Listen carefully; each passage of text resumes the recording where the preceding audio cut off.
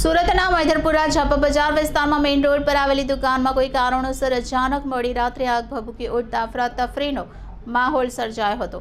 આગે વિકરાળ સ્વરૂપ ધારણ કરતા 3 ફાયર સ્ટેશનની ગાડીઓ દોડી આવી પાણીનો મારો ચલાવી આગ પર કાબુ મેળવવા પ્રયાસ કર્યો હતો।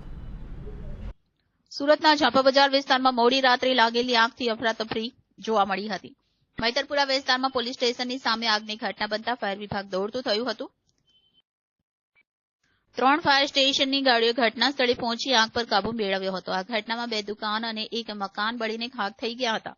સદનસીબે સમગ્ર ઘટનામાં કોઈ જાનહાનિ થઈ નથી।